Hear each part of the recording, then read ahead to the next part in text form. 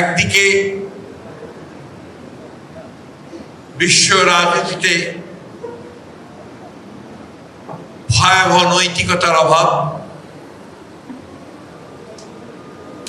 বিনা কারণেই একটি দেশের সার্বভৌমত্বে হস্তক্ষেপ, বিনা কারণেই দেশের প্রধানকে, রাষ্ট্রের প্রধানকে এবং একটি মতবাদের প্রধানকে হত্যা করা, একটা স্বাধীন রাষ্ট্রের প্রেসিডেন্টকে তুলে নিয়ে গিয়ে জেলে পুরে দেওয়া, এক ভয়াবহ বিশ্ব। আমরা যারা কিছুটা পুরনো মানুষ, কিছুটা বলবো কেন, পুরনো মানুষই, আমরা বেড়ে উঠেছি গণতান্ত্রিক একটা ব্যবস্থার মধ্যে দিয়ে, চিন্তার মধ্যে দিয়ে। আমাদের ধ্যান ধারণা, চিন্তা ভাবনার মধ্যে সবসময় গণতান্ত্রিক চিন্তা ভাবনাই আছে। আমরা মানবিক মূল্যবোধে বিশ্বাস করি, আমরা মানবতায় বিশ্বাস করি, আমরা গণতন্ত্রে বিশ্বাস করি, আমরা প্রতিটি রাষ্ট্রের স্বাধীনতাতে বিশ্বাস করি।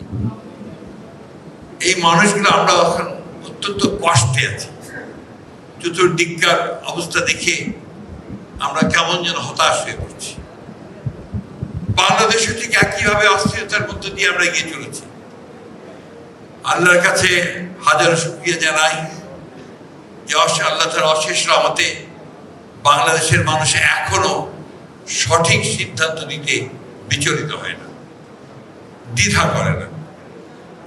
ডক্টর সাইদ রফিক ছিলেন সেই জাতের একজন মানুষ যিনি সত্যকে সত্য বলতেন, কালোকে কালো বলতেন, ন্যায়কে ন্যায় বলতেন, অন্যায়কে অন্যায় বলতেন। আমার প্রায় মনে পড়ে, একসাথে কাজ করেছি দীর্ঘদিন। তিনি রাজপথে আমার সঙ্গে হেঁটেছেন, তিনি স্লোগান দিয়েছেন।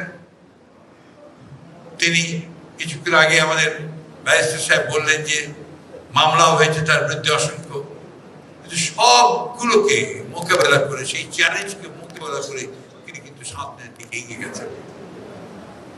আমি আজকে একটু বলা যায় যে কষ্টই পাচ্ছি যে আজকের এই ভালো দিনগুলো যখন কিছুটা সুখের সম্ভাবনা দেখা দিয়েছে, যখন কিছুটা ভালো ভবিষ্যতের সম্ভাবনা দেখা দিয়েছে, মানুষের জন্য কিছু কাজ করার সম্ভাবনা দেখা দিয়েছে, তখন তিনি আমাদের মধ্যে নেই। ব্যারিস্টার রফিক ইসলাম মিয়া সাহেব আমাদের সিনিয়র কালিগ, স্ট্যান্ডিং কমিটির মেম্বার ছিলেন, দীর্ঘকাল মন্ত্রী ছিলেন, বিএনপির একজন অত্যন্ত শক্তিশালী নেতা।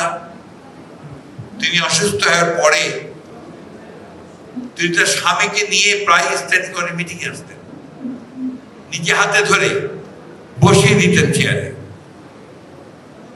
এবং তার যে অদম্য একটা স্পৃহা ছিল যে রাজনীতিতে আমাদের বিজয় অর্জন করতে হবে, আমাদেরকে ফ্যাসিস্ট শক্তিকে পরাজিত করে গণতন্ত্রের পতাকাকে উঠতে ওঠাতে হবে। দেশনেত্রী বেগম খালেদা জিয়া তার কাছের মানুষ ছিলেন, প্রায় তিনি তাকে ডাকতেন, কথা বলতেন। আমি সেই দিনগুলোর কথা প্রায় মনে করি, এখন আর সেখানে এসে আরো বেশি করে মনে হচ্ছে।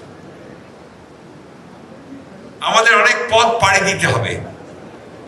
আমরা বিগত 17-18 বছরে আমাদের সমস্ত প্রতিষ্ঠানগুলোকে ফ্যাসিস্ট শক্তি ধ্বংস করে দিয়ে গেছে। সবচেয়ে বেশি ধ্বংস করেছে শিক্ষা ব্যবস্থাকে। আমার পাশে দুজন ভাইস চ্যান্সেলর আছেন, তারা একমত হবেন যে শিক্ষা ব্যবস্থা সত্যি অর্থেই ভেঙে পড়েছে। এটাকে আবার টেনে উপরে তোলা, প্রতিষ্ঠানগুলোকে গড়ে তোলা, রাষ্ট্রকে সত্যিকার অর্থে একটি জনকল্যাণমূলক রাষ্ট্র গড়ে তোলা, মানুষের অধিকারগুলোকে প্রতিষ্ঠা করা,